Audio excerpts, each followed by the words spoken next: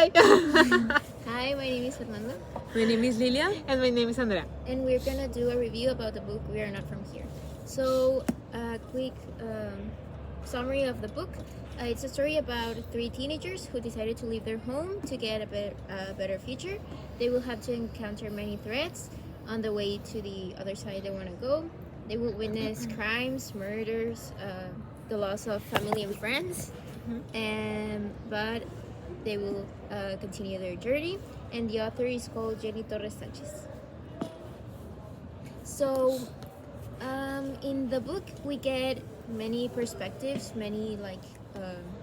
perspectives of characters. We get two sections: the perspective of Pequeña, which is one of the characters, and the perspective of Pulga, which is another character, and it's very important.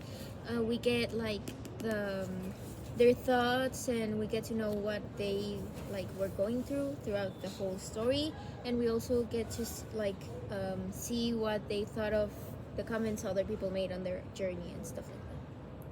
Okay, in the chapters of the book, their cultural background is identified by the way some of the characters express themselves, by the way they speak. So, like for example, some will speak in English, and at the same time they will add on some Spanish slang, which, at least to me, makes it, and I interpret it as that character is perhaps a Chicano or a Chicana. In this case, a completely Guatemala character is in an English language book, which I guess, in my opinion, it's translated, or it could be confusing to sometimes the character talking in English and then adding on Spanish words, because I think, they're Chicanas, they're Chicanos, but they're in Guatemala In Spanish all the time, translated in English. They were not book. talking in Spanish all the time. They were mostly talking in English. But some parts they did add but they ¿qué te pasa? Or something. They would add Spanish words, which I will understand, and I don't know where they are in, because they're talking different languages at the same time. Yes. But I understand it because it's an English language book. But at the same time, it's sort of a little frustrating and confusing to have all these two languages mixed up, because it's not as realistic in the language part as it should be.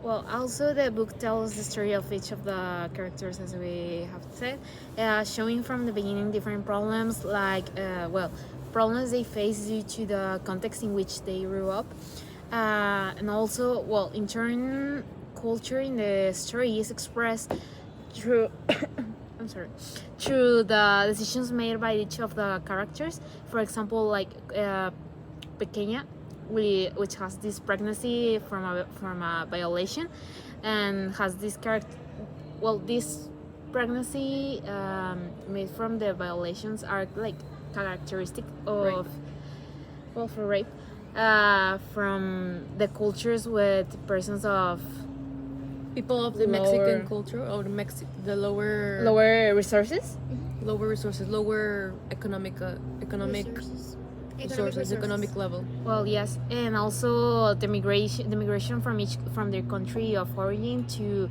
a country like United States, where they face a language barrier, they face a different context of people, how they will treat them, also the job opportunities that they didn't have in their country of Guatemala, and living apart their family in order to escape from their reality. Another thing that we can see, from my perspective, I think we Mexicans are really united in some ways. I think that the way it was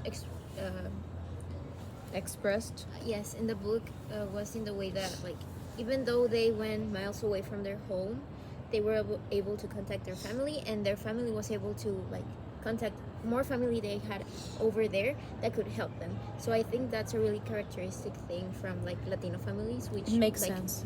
It's yes, families help families even if they are really Strangers far or away, or strangers if they don't know almost. each other. Yes. Yeah. Okay. Also, some visuals present in the book that represent the culture that it stands for could be the scenario of the first chapters when Pulga and Chico go to the corner store to buy some Coca-Colas. This specific product may seem unimportant to any other person outside of this culture, but in the Mexican culture and community, it has a strong presence and importance, as well as how they are migrating. Chico fantasizes about a typical Mexican food, which is also very important in the hearts of us Mexican people. Yeah, and well, like actual like visual like stuff, we have like the book, which we can like imagine kind of like the trip, you know, like the characters and Escaping on the desert, and also, well, the map. The The map. map. ¿dónde? Ah, And we can see like the map with the journey they took, like from their home, like from over here all the way to the other side they wanted to go to. It's it's a very realistic map and sort of idea and image of what it is to travel so long So- for. So what? And- Yeah. And finally, like personally, I would recommend the book. I think it's really like interesting to know about this situation. Even though we Yes. do know a little bit about it, I think it was like nourishing in some way. Even though it was fantasy, like we did get to learn about like the situation they go through. I wouldn't recommend it because I didn't like the ending, the way they ended it. I think It was very short Yeah. and then it was I think it there didn't have a there was conclusion. something else to Uh-huh. be said and there wasn't anything else. I think, they as could you said, explain more the they final could also. they could add more context to the end. I think, in my opinion, this book really opened up my perspective about the people that migrate, the migrants. I mean, it really opened all my perspective and my respect increased so much. Okay, that's it. That's it. Thank you.